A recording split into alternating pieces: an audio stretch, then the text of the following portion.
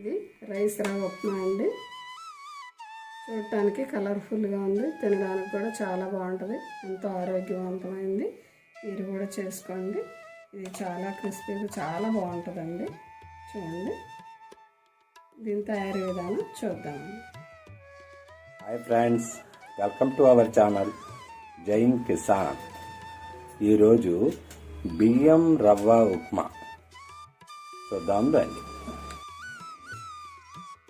బియ్యం రవ్వ ఉప్మాకి కావలసిన బియ్యం రవ్వ అండి. కడిగి ఆరబోసుకొని మిల్లు ఆడించుకున్నాను. ఇదిగోండి, సన్నగా ఆడారు. బియ్యం రవ్వ, గ్లాస్ బియ్యం రవ్వ, ఆవాలు, కొంచెం జీలకర్ర, ఎండుమిరపకాయ, ఆయిల్, ఉప్పు,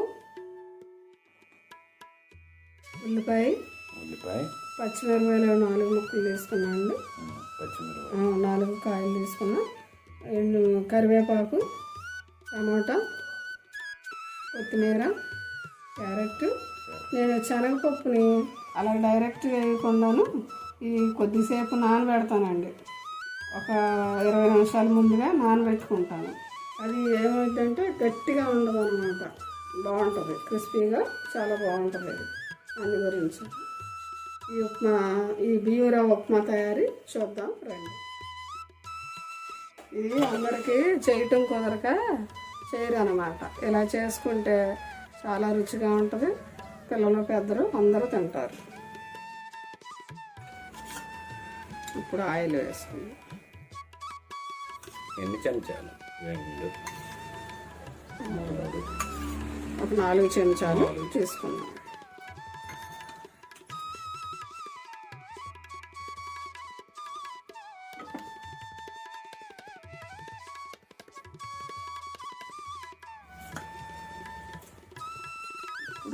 ఆవాలు, జీలకర్ర వేసుకుందాం.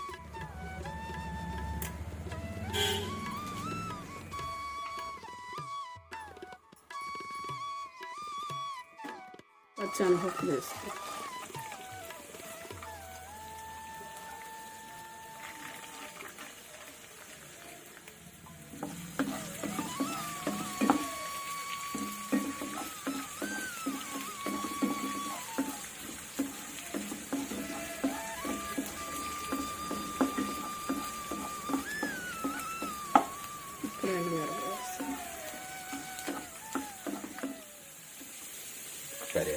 కరివేపాకు,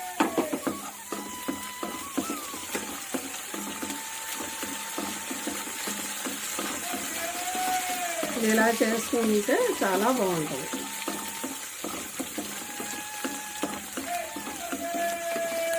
ఇంకా అందరూ బొంబాయి రవ్వ ఉప్మా తినరు కదా, వాళ్ళకి బాగుంటుంది.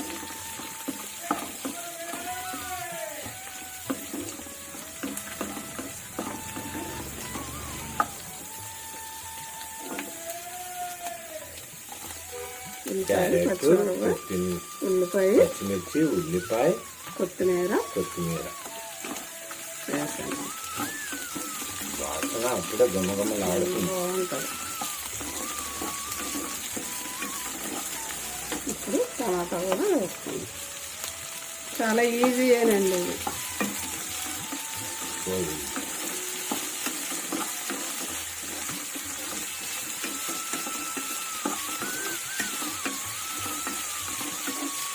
ఇందులో క్యారెట్ వేస్తున్నాం కాబట్టి టమాటా అది రుచిగా ఉంటుంది, కలర్ఫుల్గా ఉంటుంది, పిల్లలు కూడా ఇష్టంగా తింటారు.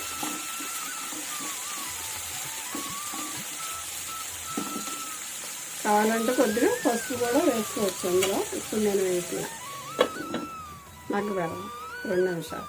కొద్దిగా ఈ రవ్వలోకి ఆయిల్ కొద్దిగా వేసుకోవాలండి. వేసుకుంటే ఇది ఇలా కలిపి వేస్తే అస్సలు ఉండలు కట్టదనమాట.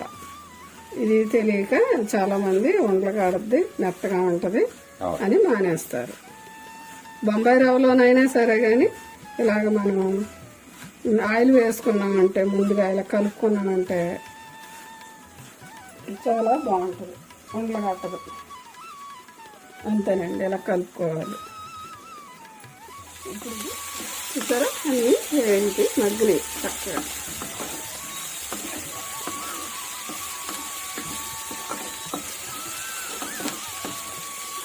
కొద్దిగా సాల్ట్ వేస్తే ఇంకా త్వరగా మగ్గుతుంది. మనం రుచికి సరిపడా ఉప్పు వేసుకుంటాం కదండి, అది ఇప్పుడు వేసేస్తున్నాను.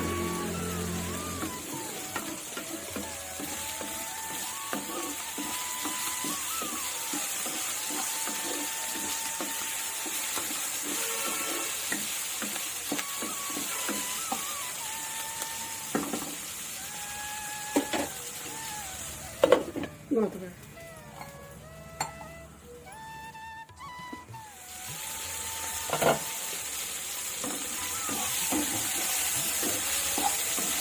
కమ్మటి రుచి అండి. చాలా స్మెల్ చూసారా అంత బాగా వస్తుంది. బియ్యం రవ్వ ఇందులో అల్లం ముక్కలు కూడా వేసుకోవచ్చండి, ఇంకా క్రిస్పీ బాగుంటుంది. క్రిస్పీగా ఉంటుంది కానీ రుచికరమైంది, ఆరోగ్యకరమైంది. ఎవరైనా తినొచ్చు, పొట్ట ఉబ్బరం రాదు.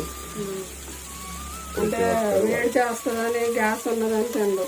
మనం ఏ గ్లాస్తో అయితే రవ్వ తీసుకున్నామో అదే గ్లాస్తో 2 గ్లాసులు వాటర్ పోస్తున్నాం. పొడి పొడిగా ఉండాలంటే, కొంచెం మెత్తగా ఉండాలంటే ఇంకొద్దిగా తీసుకోవాలి. 2 గ్లాసులు తీసుకున్నాం. ఇప్పుడు నేను ఇంకొద్దిగా తీసుకుంటున్నాను. అది ఇది బియ్యం రవ్వ కదా, కొద్దిగా తీసుకున్నా పర్వాలేదు. పొడి పొడిగా ఉండాలంటే 2 తీసుకుంటే సరిపోదు. అంటే మగ్గ పెడతాం కదా, దాని గురించి అని నేను ఇంకొంచెం తీసుకున్నాను. ఉప్పు చూసుకుని మూత పెట్టుకోవాలి. సరిపోయింది.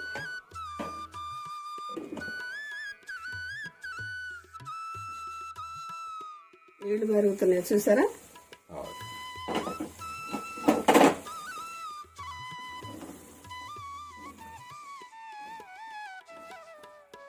ఇప్పుడు ఈ నీళ్లు మరిగేటప్పుడు మనం ఆయిల్ కొంచెం కలుపుకున్న ఈ రవ్వను వేసుకోవాలండి. ఇప్పుడు మనం ఒకసారిగా వేసేసుకున్నాం, ముద్ద కట్టదు, పర్వాలేదు, వేసేసుకోవచ్చు. ముద్ద కట్టదా? కట్టదు.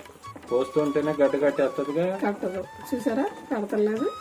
అవును, చాలా స్మూత్గా ఉంటుంది అన్నమాట. చాలా ఈజీ అండి ఇది. గడ్డ కట్ల. ఇప్పుడు మంట తక్కువలో పెట్టుకుని ఇప్పుడు మంట తగ్గించేసుకోవాలి. సిమ్లో పెట్టుకోవాలి. చూస్తుంటే సబ్స్క్రైబ్ చేయండి. ఒక్క 2 నిమిషాలు అలా సన్న మంట మీద ఉడికిందంటే అయిపోద్ది. ఇప్పుడు ఒకసారి చూద్దాం. చూసారా మగ్గుతుంది. దీన్ని అంతా ఒకసారి ఇలాగా కలుపుకోవాలి.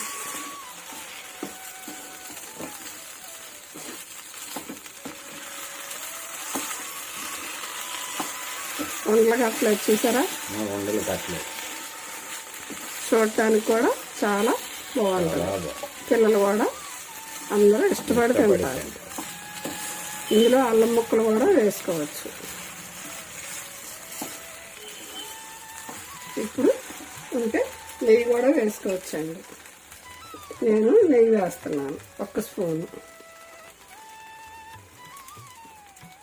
నెయ్యి వేస్తే ఇంకా రుచి పెరుగుద్ది, బాగుంటుంది అన్నమాట.